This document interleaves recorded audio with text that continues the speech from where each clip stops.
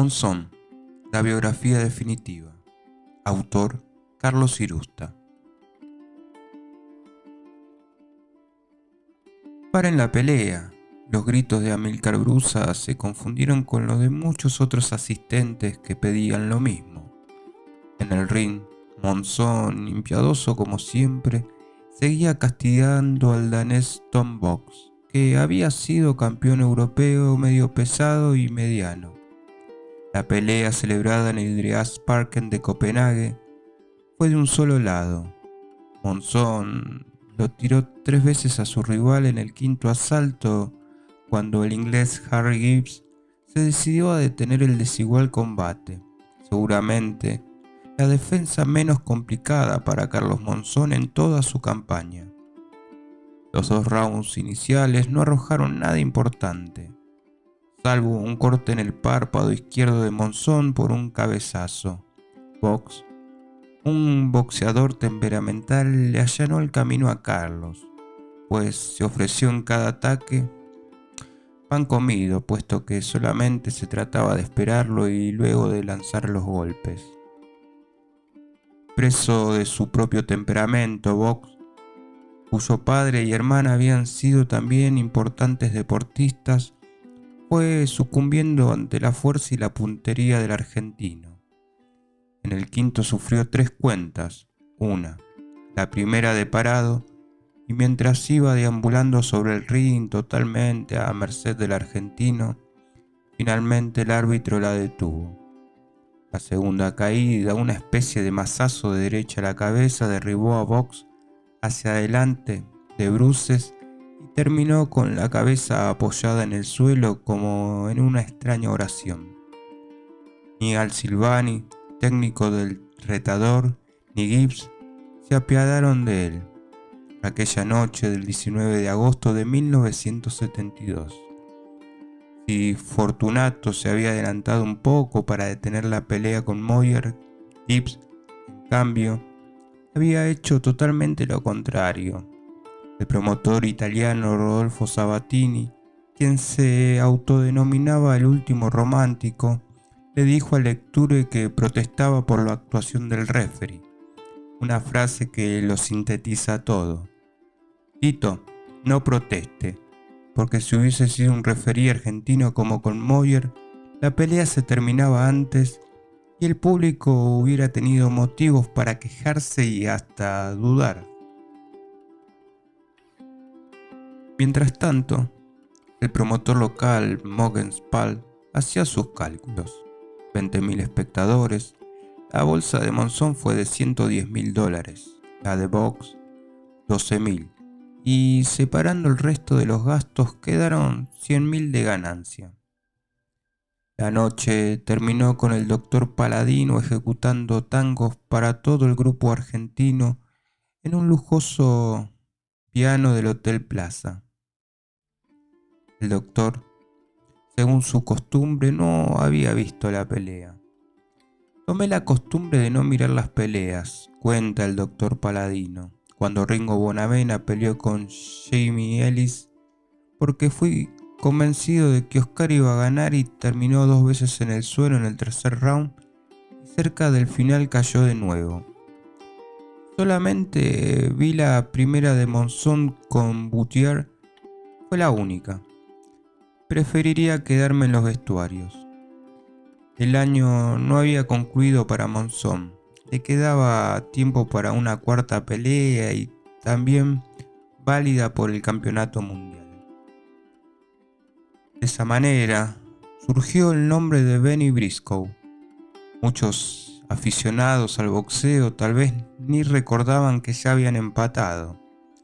Así que cuando se armó la pelea y puso énfasis en aquel empate en el Luna Park, se habría podido argumentar que no dejaba de ser una pelea más de Carlos Monzón. Quedó claro, cuando todo terminó, que Benny Briscoe no fue un rival más para Carlos Monzón.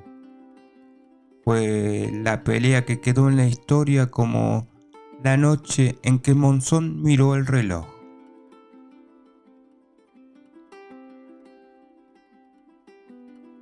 12.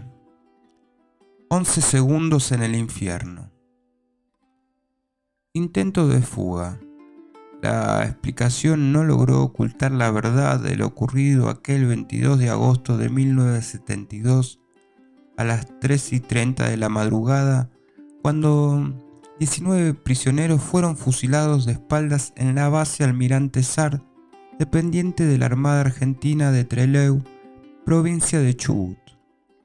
6 no murieron de inmediato. De ellos, 3 fueron rematados y los otros 3 lograron sobrevivir. Aquella fue la noche de la masacre de Trelew, en una Argentina en donde los triunfos deportivos bien podían distraer la atención. El cine reflejaba a su vez otra realidad con películas como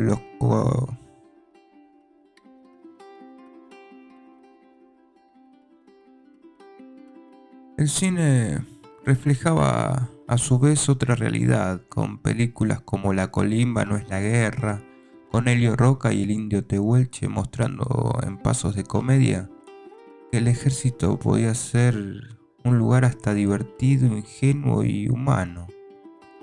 De la misma manera que al revés, Luis Sandrini hacía un simpático y querible docente en El profesor Tirabombas, donde por supuesto la rebelión juvenil era domesticada con lecciones de manual. A su vez, Libertad Lamarque y Palito Ortega intentaban emocionar a la platea con la sonrisa de mamá. Fue entonces cuando el 11 de noviembre Carlos Monzón volvió a estar frente a Benny Briscoe. Para esa pelea, Briscoe tuvo un problema de vestimenta, recordó años después J. Russell Pearce, promotor de Briscoe y además un ya legendario historiador del boxeo en general y de Filadelfia en especial. Le habíamos comprado una bata del Black Power roja y negra y verde, pero cuando él buscó pantalones que hicieran juego, no pudo encontrar ninguno. Así que la mañana que salíamos de Filadelfia rumbo a Buenos Aires, fuimos a una casa de deportes que se llamaba Pearson Sporting Goods. Recuerdo muy bien la dirección. Estaba en el número 1010 de la calle Chestnut, en pleno centro de la ciudad, y terminamos comprando un pantaloncito blanco con tiras negras por $15. Eran esos pantalones que venían en una caja de celofán para poder ver los colores. Con esos pantalones baratos y comprados de apuro, Benny enfrentó a Monzón en lo que fue una de las más grandes peleas de la década. Igual que los boxeadores de ahora que se hacen los pantalones a la medida y especialmente para ellos. Iba a ser una guerra. Nadie olvidaba aquel empate en el Luna Park, y para los que a lo mejor no tenían idea o recuerdos de ese encuentro, con resucitar aquella noche se podía vender fácilmente la pelea. Como todos los boxeadores de Filadelfia, Briscoe era, al decir de los antiguos periodistas de entonces, un hueso duro de roer. Se le podía pegar con una masa, que él iba a seguir avanzando igual, como un robot, balanceando la cintura y lanzando golpes abiertos desde lejos con la mala intención del knockout.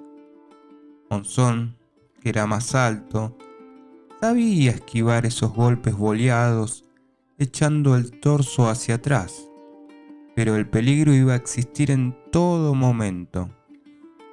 Con casi 10 centímetros menos de estatura, Briscoe iba a estar obligado a trabajar toda la noche buscándolo a Monzón como un cazador persigue a su presa. Durante el pesaje, Monzón le acarició la barbilla a Briscoe, quien esbozó una sonrisa.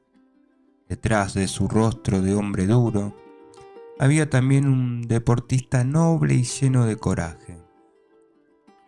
Dado que la pelea fue en Buenos Aires, se logró que el árbitro fuera Víctor Avedaño, El ex campeón olímpico había actuado en la revancha de Monzón con Benvenuti, y en el orden local había sido el tercer hombre en el ring cuando Oscar Bonavena le ganó el campeonato argentino de los pesos pesados a Gregorio Peralta.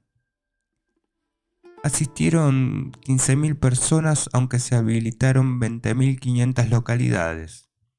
En ese tiempo esa cifra no era justamente llenar el Luna Park, pero era un número más que estimable, sobre todo teniendo en cuenta que Lecture debió una vez más permitir la televisación en directo, cuya cantidad de televidentes fue muy alta. No faltaron personajes del ambiente del fútbol como Enrique Omar Sívori, Juan Carlos Lorenzo y César Luis Menotti. Además estuvieron el general Osiris Villegas y la actriz Mirta Legrand. Tanto fue el interés por ver el combate, y por si hace falta decirlo, el poder de atracción que ejercía Carlos Monzón, ya como figura convocante sin discusiones a través de la televisión, que se modificaron horarios del fútbol y el turf, por lo que la reunión del hipódromo de Palermo, las fechas de Primera C y aficionados también comenzaron antes. Por fin, ante un público expectante y ruidoso que coreaba el apellido de Monzón, comenzó la pelea. Capelletis a la crema. Monzón cenó en la cantina de David, en Jorge Newbery y Córdoba. Aunque la lista original fue de unos 25 comensales, asistieron más de 50 entre los clásicos colados, periodistas y clientes que sabían de antemano que Monzón cenaría allí, con su familia al lado, su esposa Pelusa y sus hijos. Monzón aceptó el postre, una crema rodeada de frutillas. Muy cerca estaba su técnico, Amílcar Brusa. Ya todo había pasado. Monzón había ganado por puntos en forma unánime a lo largo de 15 rounds. No fue, sin embargo, una noche más. Fue un golpe terrible que me agarró justo, dijo Monzón mientras saboreaba una frutilla, el rostro intacto y el semblante tranquilo. No fue fácil recuperarme, pero de la cabeza anduve bien. Si no, ¿cómo iba a poder mirar el reloj? Es más, llegué al rincón y cuando Brusa me dijo que me quiso dar sales, le dije que no. Hasta le dije que se quedara tranquilo, que yo estaba bien.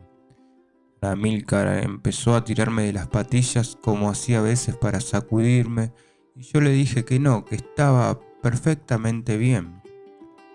Luego de semejante frase, Monzón aprovechó para repetir uno de sus latiguillos favoritos: les dedico el triunfo a todos los argentinos. ¡Bum! Ese golpe paralizó al estadio y de pronto se hizo un silencio tremendo. Así es el boxeo. Una mano puede cambiar el destino de una pelea en fracciones de segundo. O, por lo menos, agregarle una cuota de drama y épica. La derecha con la que Julio César Chávez derribó a Sergio Maravilla Martínez, pelea en la que también estaba en juego la corona de los pesos medianos, provocó una conmoción entre todos los argentinos y metió a la pelea en la historia. Lo que era una clase de boxeo terminó en medio de un drama, con Maravilla plantándose y ofreciendo pelea, jugando hasta el borde de la locura riesgosa de recibir un golpe más justo en el último round. Algo parecido ocurrió esa noche. Monzón iba ganándole a Briscoe, fiel a su libreto sin variantes. El norteamericano, orgullo de Filadelfia, insistía con sus largas derechas abiertas. Monzón lo contenía con la zurda en punta. Lanzaba a fondo la derecha ascendente y a veces metía combinaciones de 2 o 3 manos.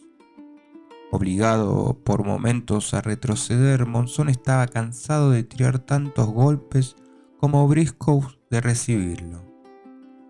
Sin embargo, el desafiante continuaba buscando con empeño un hueco que no encontraba nunca, o casi nunca. Hasta que en el 9º asalto, ¡bingo! La mano derecha llegó y las piernas de Monzón parecieron derretirse. Cerca de su rincón que daba a la esquina de Corrientes y Bullar, el cuerpo del santafesino se arqueó y no quedaron dudas de que esa situación lo salvó de la caída, porque las sogas lo contuvieron. Su cuerpo rebotó contra el esquinero superior. Eran 3 cuerdas y había un esquinero en cada una mientras el estadio se paralizaba. Y Briscoe mismo, en el ardor de la pelea, y aun cuando debió haber sentido la fuerza del impacto en su propia mano derecha, cometió el error de su vida. Enceguecido y sin tener en claro el daño que había causado, se echó encima de Monzón en lugar de dar un paso atrás para medir el remate. Todo eso en fracciones de segundo. Avendaño pegó el grito para ver cómo se acomodaba y casi al mismo tiempo Monzón apeló a su instinto y los reflejos condicionados que da el gimnasio y abrazó a Briscoe, quien, extremadamente agachado, quedó atrapado por sus brazos. Yo estaba al borde del ring, en el banquillo de los periodistas, porque trabajaba en Radio Splendid, con los relatos de Ricardo Arias y los comentarios de Emilio Laferranderi, conocido como El Beco, a través de su carrera en la revista El Gráfico. Lo mío eran las notas de vestuario junto a Norberto Longo, dándole la espalda a la calle Corrientes y teniendo a mi izquierda a la calle Bullar. Justo debajo del rincón argentino, vi cómo su cuerpo se arqueaba. ¿Cuánto duró todo? Viendo de nuevo las imágenes por YouTube, el tiempo es de 11 segundos. Nada más que 11 segundos que bastaron para que mi corazón, como el de todos los asistentes, se detuviera. Pero casi de inmediato, mientras Briscoe se encimaba, mientras Monzón lo trababa a puro brazo palanqueando y Avendaño gritaba para meterse, vino la señal de alivio. En medio de ese torbellino, Monzón miró el reloj. Respiré aliviado, lanzando alguna puteada. Monzón tenía la frialdad y la ubicación de abrazarlo a Briscoe y mirar el reloj. Había 2 detalles muy claros. 1. Sabía dónde estaba el reloj, arriba, sobre madero, cerca del techo, por lo que tenía noción de espacio. Y de tiempo, porque si miraba el reloj, era para mirar cuánto faltaba para la campana. Sí, Monzón sabía que era cuestión de zafar. Monzón lo supo a lo largo de esos 11 segundos. Faltaba casi un minuto entero para que terminara el 9º asalto. Monzón, tras abrazar a Briscoe, lo fue llevando hasta el mismo centro del ring, mientras Avendaño los seguía para separarlos. Ese abrazo duró unos 5 segundos, no más. De hecho, Avendaño, como hizo en su momento y muy parcialmente Joe Cortés con Marcos el Chino Maidana, cuando lo tuvo groggy a Amir Khan en el 10º asalto, podría haber dejado que ese abrazo se prolongara mucho más, pero no lo hizo. Monzón, que unos segundos antes y en ese mismo round había recibido una derecha parecida y en el mismo lugar, apeló a sus piernas. Retrocediendo, castigó a Briscoe como prácticamente lo había hecho todo el combate. El norteamericano apretó el acelerador mientras el estadio de pie bramaba alentando a Monzón. Cada vez que se estrechaban los cuerpos, Monzón lo tomaba. Fue pasando ese minuto, y cuando sonó la campana, el estadio respiró aliviado. Monzón estaba recuperado. Briscoe murió a los 67 años el 28 de diciembre de 2010. Aunque nacido en Augusta, Georgia, está considerado una de las grandes figuras de Filadelfia por su coraje y temperamento, en una lista que sin dudas encabeza el gran Joe Frazier, el máximo rival de Mohamed Ali. No es casual que Sylvester Stallone haya ubicado a su Rocky en esa ciudad, que es sinónimo de peleadores aguerridos, incansables y de los que jamás retroceden. Aunque en sus 96 peleas profesionales no llegó a campeón mundial, fue un símbolo. Se retiró en 1982 y figura en el Hall de la Fama de Canastota, Nueva York. Allá por 1992, en Filadelfia, entrevisté a Briscoe para El Mundo del Boxeo, un programa de video cable comunicación, BCC. Me dijo que en ese momento no se dio cuenta del todo de lo que había logrado y casi con una sonrisa agregó: Monzón fue un gran campeón, tremendo, duro como una roca. Cuando estaba frente a él, quizás hasta débil, porque era muy flaco y muy alto, pero cuando metía la izquierda en la cabeza, dolía como un martillazo. Yo era joven y fuerte entonces, soñaba con ser campeón. Después de la primera pelea que hicimos, sabía que era difícil ganarle, había que matarlo, era frío como el hielo. La gente se acuerda más de lo que pasó esa noche que yo mismo. Le metí un derechazo casi ciego. Acuérdense que él era alto, había que bolearle manos abiertas y cuando finalmente se la metí, no me di cuenta. Fue muy astuto. Cayó entre las sogas y enseguida me abrazó, se aferró fuerte y recién ahí, sintiéndole la respiración agitada, entendí que algo pasaba. No me lo pude sacar de encima. Después, cuando llegué a la esquina, mis técnicos me dijeron que estuve a punto de ponerlo knockout. Esa noche no fue mi noche. Estuve a un golpe de noquearlo y no pudo ser. No me di cuenta, pero recuerde que enfrente tuve a un tremendo campeón, como Monzón. Y ya en la despedida nos dejó una frase más. Dígale a Carlos que rezo para que Dios lo ayude.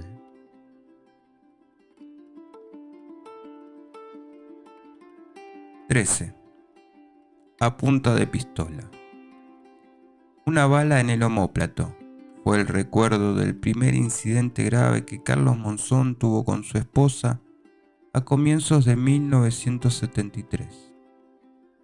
Estaba en un momento deportivo único, el año 1972, en el que Carlos realizó 4 defensas exitosas. Había tenido un cierre de alto nivel emocional con la victoria sobre Benny Briscoe. Fue la primera vez que, como campeón mundial, Carlos pasó un momento angustioso. Y no solamente le ocurrió ante un Luna Park colmado, sino en vivo por televisión. Aquel instante, cuando rebota contra las sogas con el cuerpo fuera de balance y termina abrazado a Briscoe mirando el reloj, detuvo los corazones de millones de argentinos. Drama en vivo por la televisión. La voz de Enrique Macaya Márquez perdió por un momento su cadencia elegante, asociado como cualquiera a la zozobra general. El sufrimiento es el que marca fuego al protagonista y puede elevarlo a la dimensión de héroe. Hasta ese momento, el campeón del mundo había superado a sus rivales sin mayores contratiempos. Era cuestión de subir, pelear y ganar, así de fácil. Verlo al campeón en el suelo o lastimado y remontar la cuesta abajo es lo que permite conocer hasta dónde puede llegar su temple. Los campeones no son los que ganan siempre, sino los que superan la adversidad, dijo alguna vez un viejo técnico del boxeo. Víctor Emilio Galíndez fue definitivamente Galíndez cuando sufrió esa tremenda y sangrante cortadura ante Richie Cates, logrando un nocaut en el último asalto que lo metió en la historia. Cuando Mohamed Ali cayó y se levantó ante Joe Frazier, o peleó con la mandíbula rota frente a Ken Norton, demostró su coraje y capacidad de aguante. La noche en que Jorge Locomotora Castro, con el rostro desfigurado por los golpes y convertido en una máscara sanguinolenta, le ganó a John David Jackson, demostró hasta qué punto era capaz de sufrir y aguantar para lograr la victoria.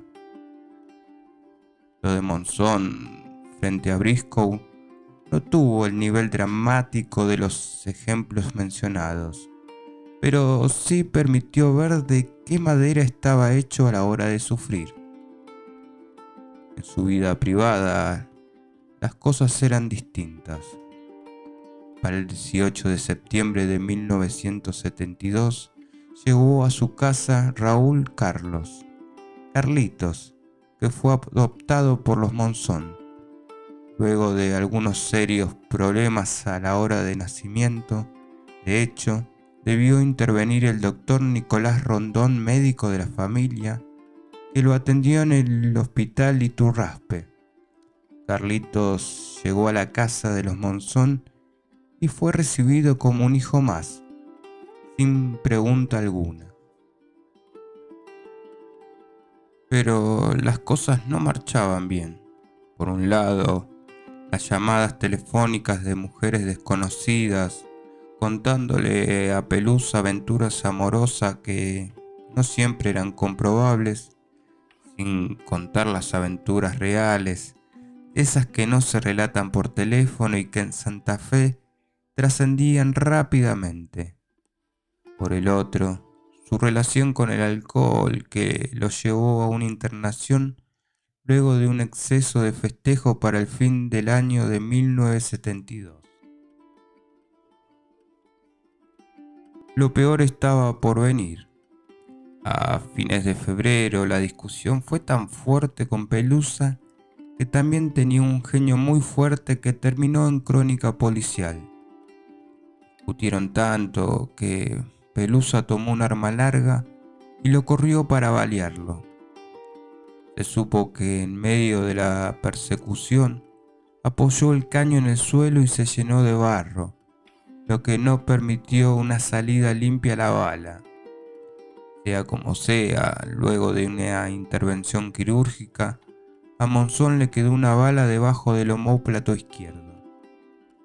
Otra vez, y por razones diferentes a las del nacimiento de Carlitos, el doctor Rondón tuvo que andar a las corridas hasta la casa del amigo en donde Carlos se había refugiado.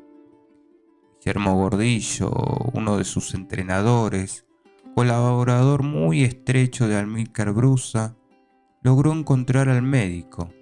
Otra bala, en el brazo derecho, pudo ser extraída. Por esa época, antes de lo que pasó con Pelusa, la gente me insultaba por las calles de Santa Fe, recordó Monzón. No sé por qué, era como si envidiara que anduviera en un buen auto y con buenas pilchas. Yo seguía teniendo la misma casa y los mismos amigos. No había cambiado de actitud, pero la gente sí había cambiado conmigo.